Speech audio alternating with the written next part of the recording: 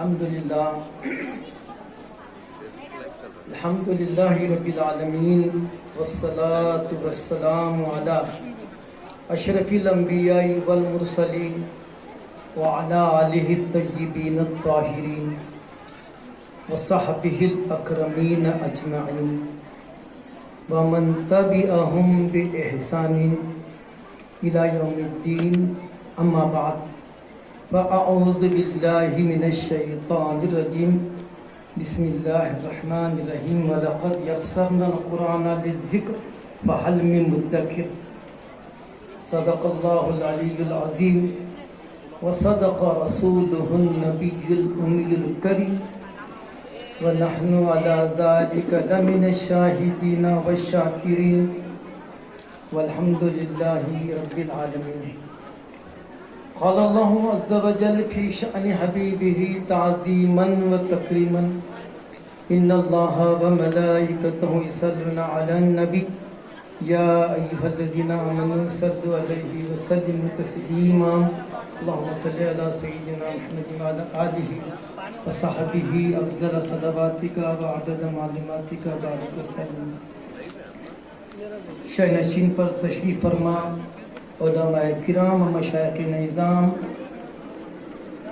معزز سامعین، خواتین و حضرات، موضوع بہت اہم ہے، وقت اتنا ہی کم ہے، 20 منٹ کا وقت دیا گیا ہے تو تمہید بھی اس کے لیے کافی نہیں ہے، مگر چونکہ اور بھی ایونٹس آپ کو دیکھنا ہے تو میں انشاءاللہ کوشش کروں گا کہ اپنی بات کو 20 منٹ کے اندر سمیٹ لوں، اسی لیے میں فرداً ہر ایک کا نام لے کے چاہتا تھا کہ مخاطب کروں مگر وقت کی اجازت نہیں دیتا، میں اس کے لیے معذرت چاہتا ہوں۔ ابھی جس آیت شریفہ کی تلاوت کی گئی وہ سورہ قمر کی تلاوت ہے،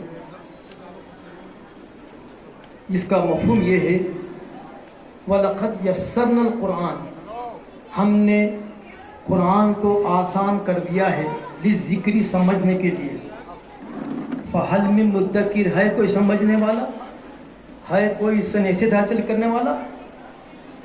انداز دیکھیے۔ اور پھر جو عنوان ہے یا عاجز کا، وہ اس کا تعلق ہے تدبر قرآن سے۔ قرآن مجید میں اکثر جگہ افلا تعقلون، افلا تعلمون، افلا یتدبرون القرآن ام علی قلوب اقفالها، کیا ان کے دلوں پہ تالے پڑے ہوئے ہیں، یہ بات کیوں سمجھتے کیوں نہیں؟ کیا ان کے دلوں پہ تالے لگے ہوئے ہیں، یہ بات سمجھتے کیوں نہیں؟ معزز سامعین، تدبر کی ہی کمی کی وجہ سے آج ہمارے درمیان قرآن مجید کے مختلف تفاسیر تو آ رہے ہیں، تراجیم بھی یہ عاجز کے مطالعے میں ہے۔ جب تک کہ تراجیم تفاسیر نہیں آئے تھے امت متحد تھی، جیسے جیسے ترجمے قرآن مجید کے تفاسیر آنے شروع ہوئے تو امت میں افتراق بجائے اتحاد ہونے کے اور افتراق بڑھ گیا، کیونکہ ترجمے میں ترجمانی زیادہ ہو رہی، ترجمے میں اپنی ترجمانی زیادہ ہو رہی اور قرآن کی ترجمانی کم ہو رہی، جس کی وجہ سے قرآن مجید کا جو اصل جو مقصد ہے، جو روح ہے، وہ ہم روح سے محروم رہے ہیں۔ قرآن مجید کا حصول ہے، ہمارے درمیان مولانا تشریف لا چکے ہیں۔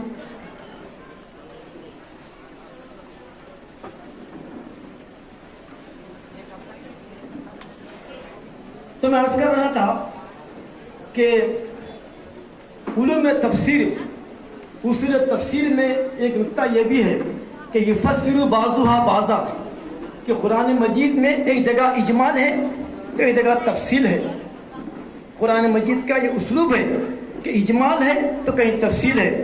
سورہ بقرہ میں تمام طلاق کے مسائل اہم آ چکے، پھر ایک مستقل سورہ طلاق بھی ہے، پھر مستقل سورہ نساء بھی ہے۔ کیا مطلب؟ اشارے یہاں پر ملے، تفاصیل آپ کو وہاں ملیں گے، کچھ باتیں یہاں ہیں تو کچھ باتیں سورہ نساء میں ملیں گی، کچھ باتیں طلاق میں ملیں گی۔ تو قرآن کے یہ مزاج کو سمجھنا، اور میں اس 20 منٹ کے 5 منٹ تو ہو ہی گئے، اس 15 منٹ کے وقفے میں آپ کو فکر دینا چاہ رہا ہوں کہ آج ہم جب ترجمے پڑھتے ہیں قرآن مجید کے تفاسیر پڑھتے ہیں تو سب سے پہلے میں کیا پڑھتا ہوں؟ میں طالب علم، میں مفسر قرآن نہ میں اپنے آپ کو کہہ رہا نہ میں چاہتا، میں ایک ادنا طالب علم ہوں قرآنیات کا، ایک ادنا طالب علم ہوں قرآنیات کا۔ اس کے حوالے سے میں بات کر رہا ہوں کہ ہم جب قرآن مجید کا ترجمہ کرتے ہیں تو جس طرح سے اورینٹلسٹ کرتے، مستشرقین کرتے، ویسا ترجمہ ہم کرنے آ رہے ہیں۔ نہیں کرنا ایسا، کیا کرنا؟ ایک لفظ کا ترجمہ ایک جگہ ایسا ہے، اسی لفظ کے مختلف جگہ پہ کیا معنی ہوتے پر غور کرنا پہلے، اس کے بعد ترجمے کے لیے قلم اٹھانا۔ یہ نہیں کہ اٹھا کے لکھ دیا۔ اس کی ایک مثال سن لیجیے، جب بھی میرے سامنے تفاسیر آتے، عربی ہو یا اردو ہو یا انگلش ہو، تو پہلے دیکھتا ہوں کیا سورہ ضحیٰ میں کیا ان کا اپروچ ہے، سورہ ضحیٰ کی تفسیر کیسی کریں۔ میرے پاس یہی میرا معیار ہے، عشق رسول کا، عظمت رسول کا، حب رسول کا، یہی معیار ہے۔ وَوَجَدَكَ ضَالًّا فَهَدَىٰ، یہ آیت میں دیکھتا ہوں یہاں پر ان کا کیا ان کا اسٹینڈ ہے معلوم ہوتا۔ ترجمہ تو یوں سرسری کر دیے لفظی ترجمہ کہ ہم نے آپ کو جب ضالن پایا، میری تو جرت نہیں ہے گمراہ پایا، ہٹکا پایا، شریعت سے پایا، میں ترجمہ نہیں کرتا۔ جب اللہ نے آپ کو ضالن پایا فہدا تو ہدایت دی۔ اب صاحب یہ اتنا اہم جو ہے یہ سورہ ہے، اس میں تو آپ صلی اللہ علیہ وسلم کی شان ہے اور رفتیں ہیں، مگر وہی سیرہ ہمارے لیے۔ ارے نبی کے نسبت پر فخر کرو جی، ایک پی اے ہوتا سیکریٹری کا، ایک پی اے ہوتا پی ایم کا، تو انہیں فخر کرتا میں پی ایم کا سیکریٹری ہوں، میں سیکریٹری کا پی اے ہوں، اور آپ کا نبی امام الانبیاء ہے، بجائے فخر کرنے کے ہم گھٹانے کی کوشش کرتے ہیں ان کے مقام اور یہی تو اس کو کہتے ہیں تحقیق ہے، اس کا نام تحقیق دیتے ہیں۔ بجائے فخر کرنے کے نبی پہ امام الانبیاء، وہ انبیاء جس کی وہ منیب بھی جس کی امت میں آنے کے لیے انبیاء تمنا کرے، اور آج کے مترجمین، آج مفسرین گھٹانے کی کوشش کرتے ہیں۔ آپ کو علم غیب نہیں، آپ رحمت ہے، تو کس کے لیے؟ صرف انسانوں کے لیے۔ میں جو کچھ کہہ رہا ہوں میں ایک ذمہ دار پروفیسر ہوں۔ آئیے میں آپ کو دو چیز مثالیں دیتا ہوں، پہلے یہ سن لیجئے پہلے کہ وجدک ضالن کا ترجمہ وہ نہیں ہے جو آپ چاہ رہے ہیں، جو پڑھ رہے ہیں۔ ضالن سے پہلے یہ دیکھو کہ ضالن کا ترجمہ مختلف صورتوں میں کہاں کہاں کیا ہوا۔